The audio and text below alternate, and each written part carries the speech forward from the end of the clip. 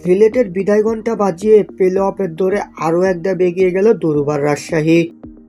League পর্বে নিজেদের শেষ ম্যাচে ষষ্ঠীর জয় পেয়েছে দুর্বার রাজশাহী। বিপিএল আজ দিনের দ্বিতীয় ম্যাচে সিলেট স্ট্রাইকার্সকে 5 উইকেট হারিয়েছে তাসকিন আহমেদের দল। এই জয় প্লে অফের দৌড়ে আরও এক ধাপ এগিয়ে গেল দুর্বার রাজশাহী। লিগ পর্বের 12 ম্যাচ শেষে পয়েন্ট টেবিলে 3-এ রয়েছে দুর্বার রাজশাহী, তাদের পয়েন্ট 12।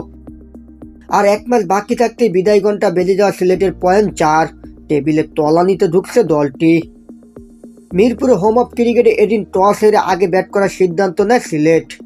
তবে শুরু থেকে দলটির ব্যাটারদের হাত খুলে খেলতে দেননি দুর্বার রাজশাহী দুই বোলার মৃত্যুঞ্জয় চৌধুরী ও মেহরাব হোসেন। 19 রানের মধ্যে সিলেটের 3 উইকেট শিকার করেন এই দুই বোলার। চতুর্থ উইকেটে জাকির হাসান ও জাকির আলী মিলে 39 রানের জুটি গড়ে পরিস্থিতি সামাল দেওয়ার চেষ্টা করেন। তবে 12তম ওভারে জাকির আলী অনিককে 17 রানে সাব্বির হোসেনের ক্যাচ বানিয়ে এই জুটি ভাঙেন মেহরাব। এরপর জাকির হাসানকে 24 রানে সাজগড়ের পথ চেনান এই স্পিনার।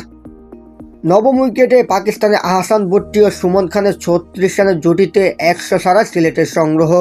এর মধ্যে ইনিংসের শেষ ওভারে মৃত্যুঞ্জয়ের বলে ফেরার আগে 2 ছক্কায় 25 রান করে ফেরেন আহসান।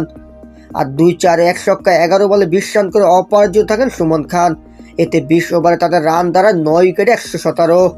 রাজশাহীর পক্ষে 15 রান খরচায় 4 উইকেট শিকার করেন মেহরাব। 3 উইকেট যায় মৃত্যুঞ্জয়ের ঝুলিতে। রান তাড়া করতে নেমে 22 রানের মধ্যে 4 উইকেট খুইয়ে বিপদে পড়েছিল দুর্বার রাজশাহী।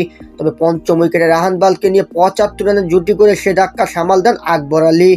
দলকে জয়ের দ্বারগোড়ায় পৌঁছে দিয়ে আকবর আলী 42 রানে ফিরলেও রাহানবাল টিকে থাকেন শেষ পর্যন্ত। 34 বলে 5-4 ও 2 ছক্কায় 48 রানে অপরাজিত থাকেন রাহানবাল। সিলেটের বোলারদের মধ্যে তানজিদ সাকিব 17 রান খরচায় তুলে নেন 2 উইকেট।